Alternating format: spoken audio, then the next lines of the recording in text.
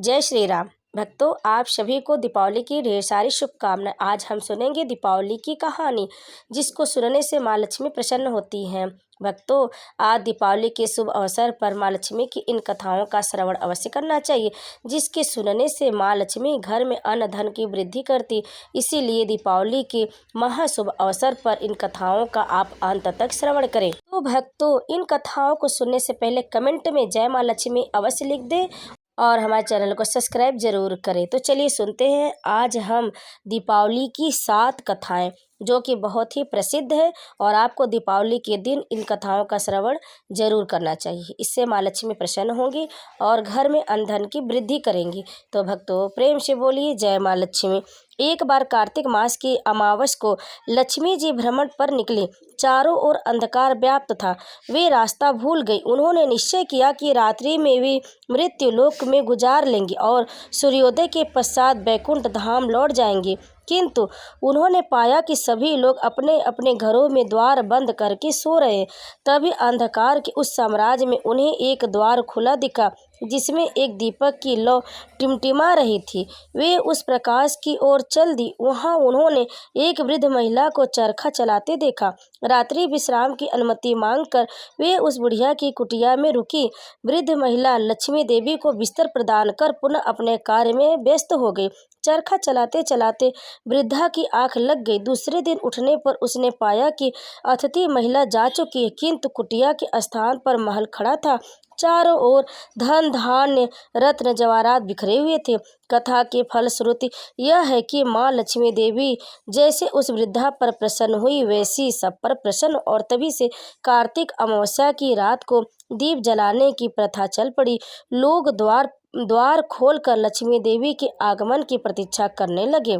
इसीलिए लोग दीपावली पर दीपक जलाकर माँ लक्ष्मी का स्वागत करते हैं, और जिससे उनके घर में सुख समृद्धि बनी रहे। तो भक्तों, अब आइए सुनते हैं दीपावली की दूसरी कथा। एक बार शरद कुमार ने ऋषि मुनियों से कहा, महानुभाव, कार्तिक की अमावस्या को प्रातः काल स्नान करके भक्ति पूर्वक पितर तथा देव पूजन करना चाहिए।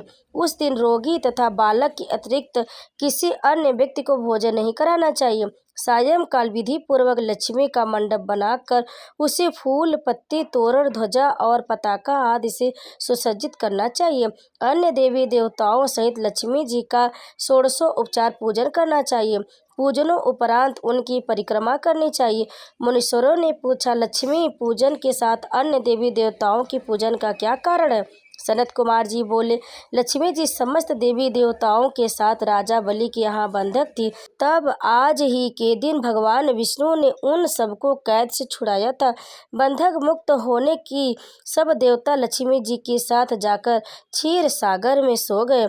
यह थी दीपावली की दूसरी कथा। अब आइए सुनते हैं तीसरी कथा। त्रेता युग में भगवान श्री राम के नाम से अधिक पहचाना जाता महाबलशाली राक्षेंद्र रावण को पराजित कर और 14 वर्ष वनवास में बिताकर जब भगवान श्री राम अयोध्या वापस आए तो सारी नगरी दीपमालाओं से सजाई गई। यह पर्व अंधकार पर प्रकाश की विजय का प्रतीक माना जाता। इसीलिए दीपावली के दिन घरों को दीपक से सजाकर भगवान राम और सीता जी के आगमन की खुशियां मनाई जाती है। सीता जी ही लक्ष्मी जी का रूप है, इसीलिए लक्ष्मी जी को उस दिन दीपावली के दिन पूजा करने का विशेष विधान है।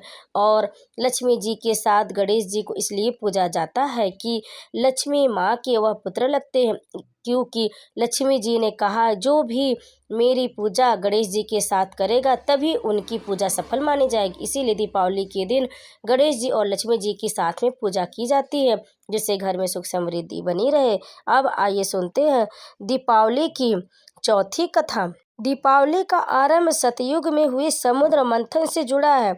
जब देवता और दानवों ने मिलकर समुद्र मंथन किया तो इस महाअभियान में ऐरावत, चंद्रमा और हलाहल विष के साथ अमृत घट लिए भगवान धन्वंतरि भी प्रकट हुए।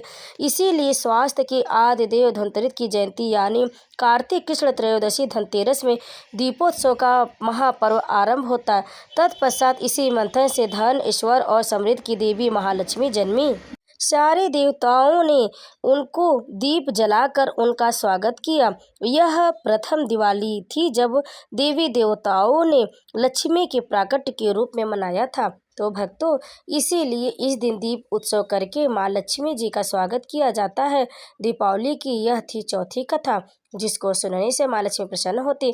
भक्तों, दीपावली के दिन माँ लक्ष्मी गणेश जी की विधि विधान से पूजन करना चाहिए, उनका स्वागत करना चाहिए, ताकि माँ लक्ष्मी प्रसन्न हो और घर को धन धान से भर दे।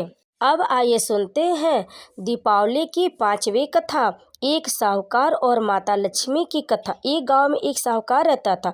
साहूकार की एक बेटी थी। वह प्रतिदिन पीपल सींचने जाती थी। पीपल के वृक्ष में लक्ष्मी जी निवास करती थी। पीपल में से लक्ष्मी जी प्रकट होती थी और चली जाती। एक दिन लक्ष्मी जी ने साहूकार की बेटी से कहा, तुम मेरी सहेली बन जा। तब लड़की ने कहा कि मैं अपने पिता से पूछकर कल बताऊंगी। साहूकार की बेटी ने घर जाकर अपने पिता को सारी बात बता दी।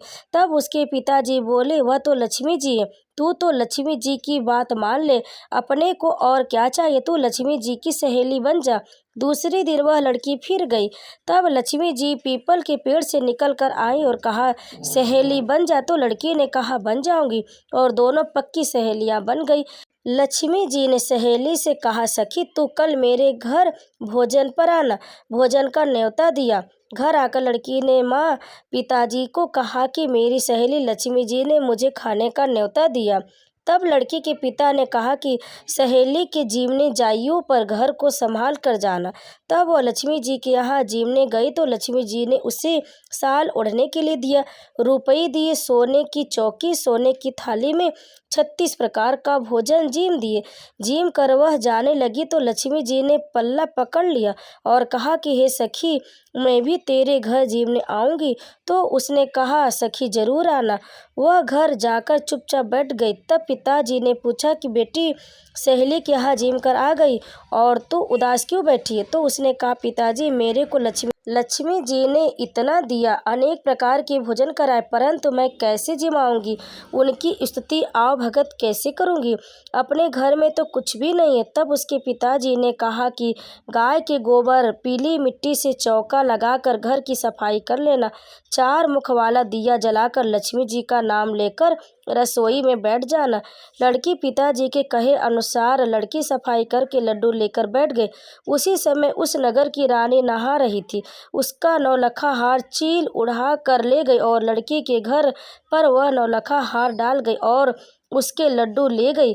बाद में वह हार को लेकर बाजार में गई और सामान लाने लगी तो सुनार ने पूछा कि क्या चाहिए? तब उसने कहा कि सोने की चौकी, सोने का थाल, लाल चुनरी दे दो, मोहरे दो और सामग्री दे, 36 प्रकार का भोजन हो जाए, इतना सामान दे। सारी चीज़ें लेकर वह बहुत तैयारी करी और रसोई बनाई। फिर लक्ष्मी जी को बुलाया। आगे आगे गणेश जी और पीछे पीछे लक्ष्मी जी आए। उसने फिर चौकी पर आसन बिछाए और कहा, सहेली चौकी पर बैठ जा। जब लक्ष्मी जी ने कहा सहेली चौकी पर, तो राजा महाराजा के भी नहीं बैठी, किसी के भी नहीं बैठी। तो उसने कहा कि मेरे यहाँ तो सखी बैठना पड़ेगा। तो वह फिर लक्ष्मी जी चौकी पर बैठ गए। तब उसने बहुत खातिरदारी की। जैसे लक्ष्मी जी ने करी वैसे ही उसने करी। लक्ष्मी जी उस पर खुश हो गई। घर में खूब अन्न धन से भंडार भर गए और लक्ष्मी जी ने आशीर्वाद दिया कि जो कोई भी लक्ष्मी जी की बैठी हुई तस्वीर की पूजा करेंगे, उसके घर में माँ लक्ष्मी सदैव निवास करेंगी। हे लक्ष्मी जी, जैसा तुमने साहूकार की बेटी को दिया वैसे सबको देना। कहते सुनने हुंकार भरते अपने सारे परिवार को दियो, पीहर में देना, ससुराल में देना, बेटे पोते को देना। हे लक्ष्मी माता, सबका कष्ट दूर करना, दरिद्रता दूर करना, सबकी मनोकामना पूर्ण करना। लक्ष्मी जी की जय। कथा को अंत तक सुनने के लिए आप सभी भक्तों का बहुत बहुत धन्यवाद। आप सभी पर माँ लक्ष्मी की कृपा सदैव बनी रहे। तो प्रेम से बोले जय माँ लक्ष्मी। श्री गणेशाय नमः।